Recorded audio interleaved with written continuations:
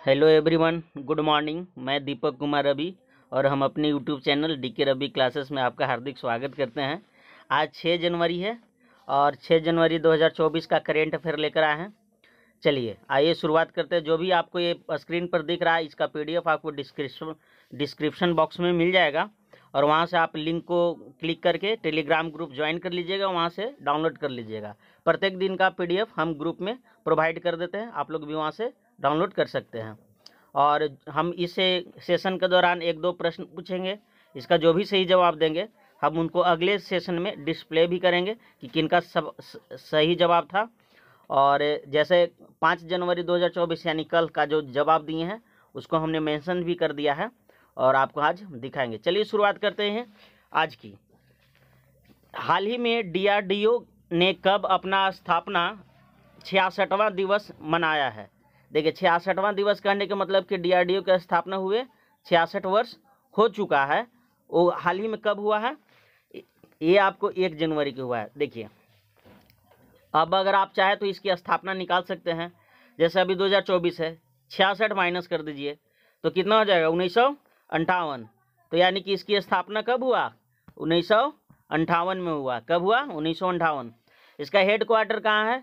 तो इसका head quarter नई दिल्ली में है। डीआरडीओ भवन उसको बोलते हैं, नई दिल्ली में पड़ता है। यह डीआरडीओ का लोगो रहा। और इसकी स्थापना करने का मोटो क्या था? Strength origin is in science.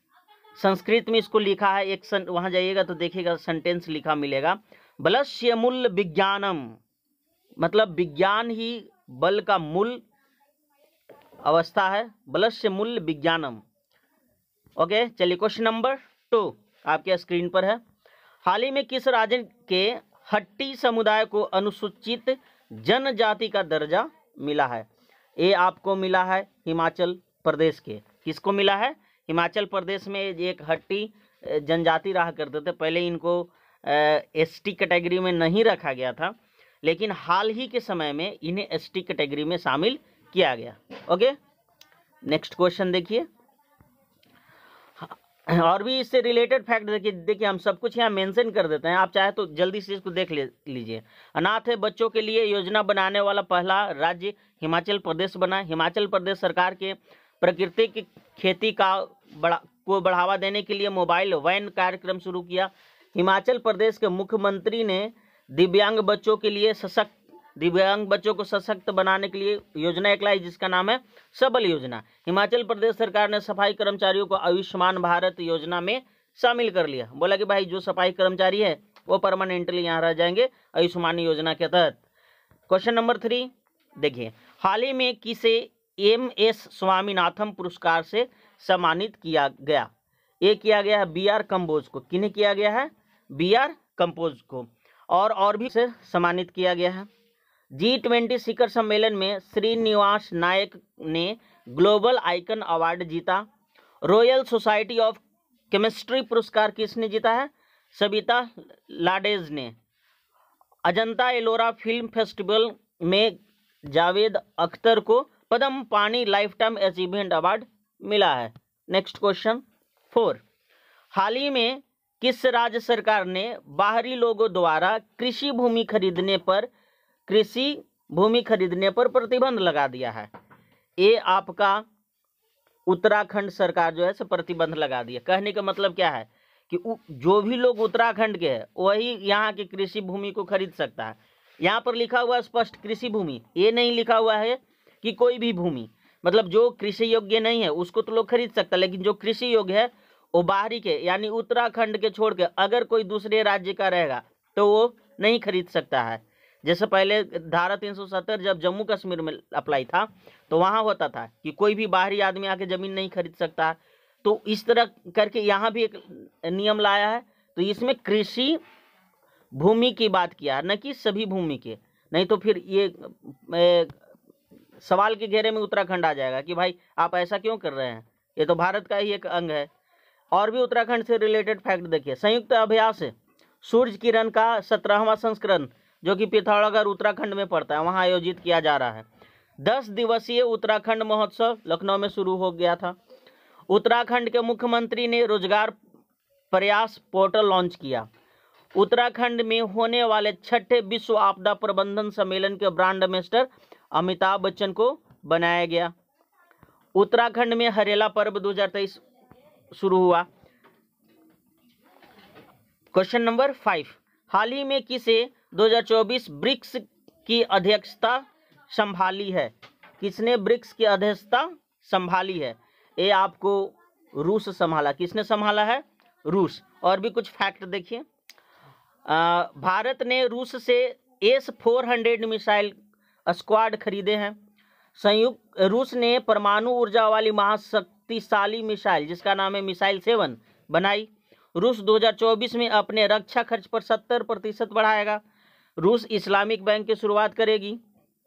रूस का लूना 25 अंतरिक्ष यान चंद्रमा से टकराकर दुर्घटनाग्रस्त हो गया। आज के क्वेश्चन हम पूछ रहे हैं कि ब्रिक्स का फुल फॉर्म क्या होता है और इसका उद्देश्य क्या था, दोनों हम पूछ रहे हैं। कम से कम इसकी फुल फॉर्म जरूर आप लोग बताइए कि ब्रिक्स का फुल फॉर्म क्या होता है।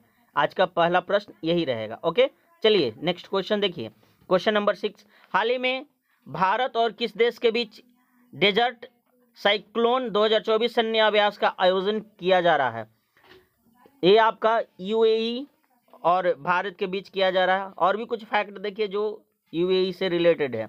दुनिया के सबसे बड़े सिंगल साइट सौर ऊर्जा संयंत्र का उद्घाटन UAE में किया गया। CBSE UAE में नया प्रशासनिक कार्यालय खोलेगी।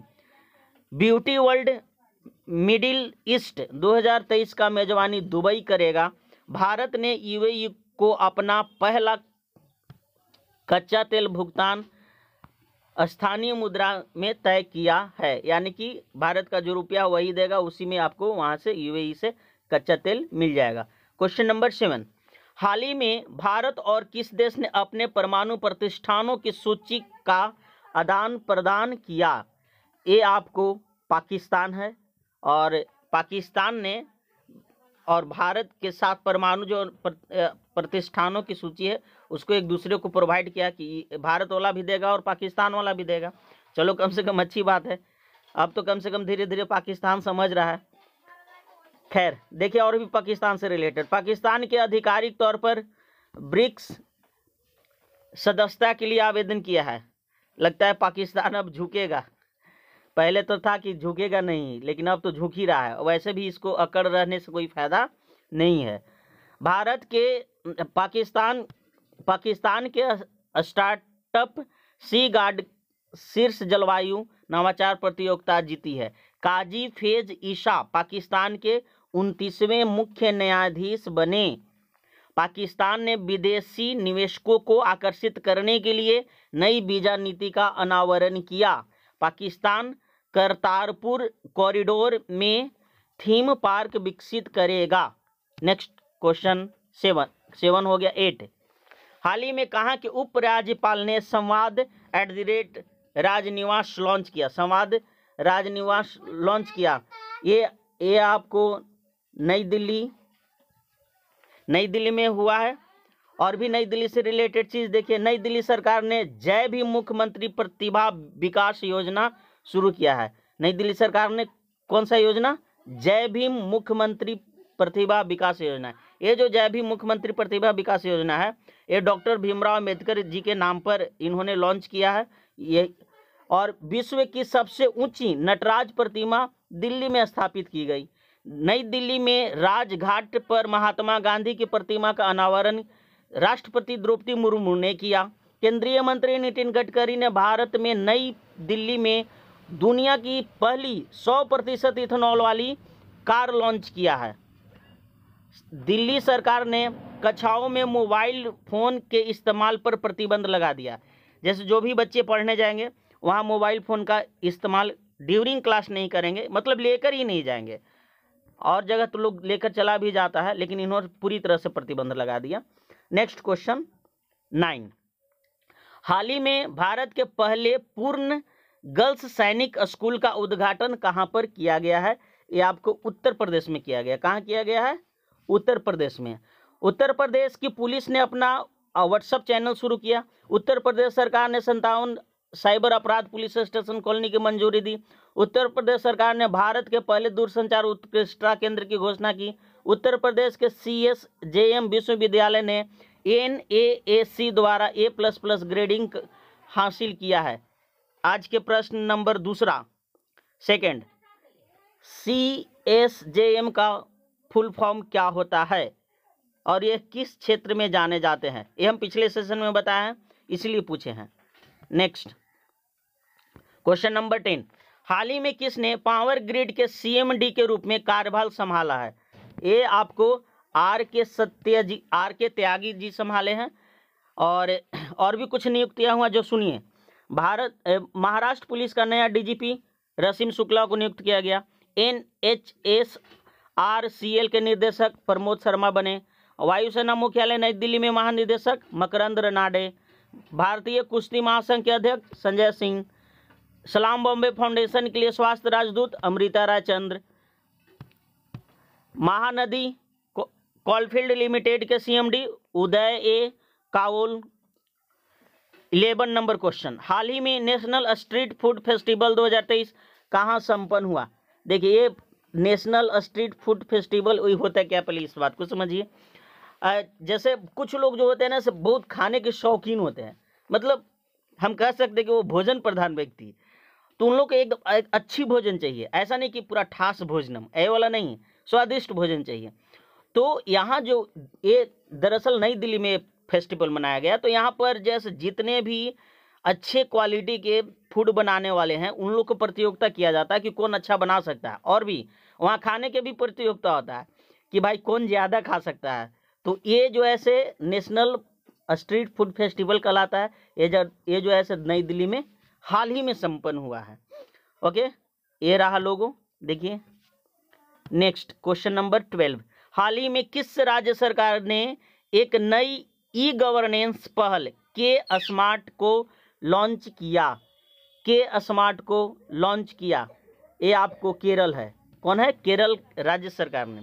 केरल से रिलेटेड और भी चीज़ें देखिए। भारत की सबसे तेज सौर इलेक्ट्रिक नाव जो बाराकुंडा केरल में लॉन्च किया।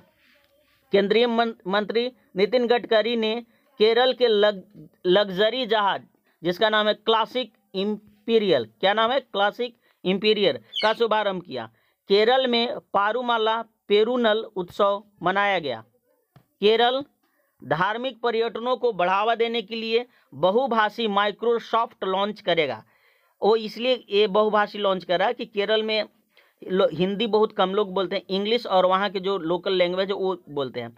अब क्या है कि मान लें तो कुछ और जगह से आया या कोई और कंट्री से आया, तो उसकी तो लैंग्वेज या तो इंग्लिश रहेगा या फिर वो अपने देश का लोकल कोई लैंग्वेज यूज करेगा। इसलिए वहाँ पर बहुभाषी माइक्रोसॉफ्ट लॉन्च किया है ताकि पर्यटन को बढ़ावा मिल सके और लोग आ सके।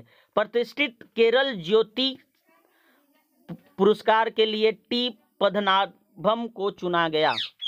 क्वेश्चन नंबर 13, दोस्तों आप लोग कमेंट बीच में जरूर करके बताइए कि मेरा सेशन कैसा लगता है, वीडियो कैसा लगता है। और प्लीज़ अगर आप मेरे चैनल पर नए हैं तो सब्सक्राइब करना बिल्कुल न भूलिए और सपोर्ट भी करिए। ओके, क्वेश्चन नंबर 13, हाल ही में किसने स्कॉट जूनियर ओपन अंडर 19 खिताब जीता? ये आपको अनाहत सिंह, ये रहे अनाहत सिंह। ओके, इन्होंने हाल ही में स्कॉट जूनियर ओपन अंडर 19 खिताब जीती है। नेक्स्ट क्वेश्चन 14, हाल ही में किस राज्य ने एक साथ 108 स्थानों पर सामूहिक सूर्य नमस्कार का गिनीज वर्ल्ड रिकॉर्ड हासिल किया है? बताइए। ये रहा गुजरात। अब क्या है भाई कि 108 जगह पर एक जगह लोग खड़े, 108 जगह पर एक ही टाइम में सूर्य नमस्कार किया, और अभी तक पूरा विश्व में कहीं ऐसा नहीं हुआ है कि 108 जगह पर सेम टाइम में सेम चीज़ के लिए सूर्य नमस्कार के लिए या कोई मंत्र का उच्चारण किया गया। ये गुजरात किया है। गुजरात से रिलेटेड और भी फैक्ट देखिए। दुनिया का सबसे बड़ा कॉरपोरेट कार्यालय गुजरात में बनकर तैयार। कोको कोला के बॉटलिंग यूनिट गुजरात में 3000 करोड़ निवेश करेगी। घोल फिश गुजरात के स्टेट फिश के रूप में घोषित किया गया। गुजरात का पहला रेल कोच रेस्टोरेंट राजकोट में खोला गया। नेक्स्ट क्वेश्चन 15, और आज का ये अंतिम क्वेश्चन है। हाल ही में प्रधानमंत्री मोदी ने कहाँ पर 20,000 करोड़ रुपये की विकास परियोजना का आधारशिला रखी? ये आपको तमिलनाडु में रखी है।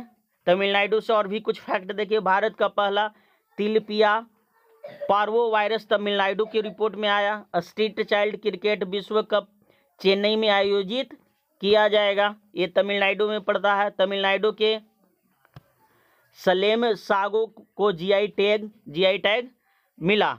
तमिलनाडु के मुख्यमंत्री ने स्कूलों के लिए विस्तारित नाश्ता योजना शुरू की है। ओके, आज का 2 प्रश्न आप लोग सुन लिए। अब ये आज का अंतिम क्वेश्चन रहा। प्लीज़ मेरे चैनल को सब्सक्राइब करना बिल्कुल ना भूलिए। अब चलते हैं कि 5 जनवरी को जो हमने क्वेश्चन पूछा था, तो जो सही जवाब दिए उनको डिस्प्ले करने का। जैसे देखिए, 5 जनवरी को हमने पूछा था कि डेनमार्क का कैपिटल कहाँ है, तो डेनमार्क का कैपिटल है कोपेनहेग, और ये जवाब देने वाले हैं कुमारी अनुप्रिया। फिर हमने पूछा था टोक्यो के कैपिटल, जापान का कैपिटल, तो जापान का कैपिटल कहाँ है? टोक्यो। दोनों का जवाब इन्होंने सही दिया। धन्यवाद। इस तरह से आप लोग बने रहिए। आप लोग भी कमेंट सेक्शन में सही जवाब दीजिए, आपको भी हम डिस्प्ले करेंगे।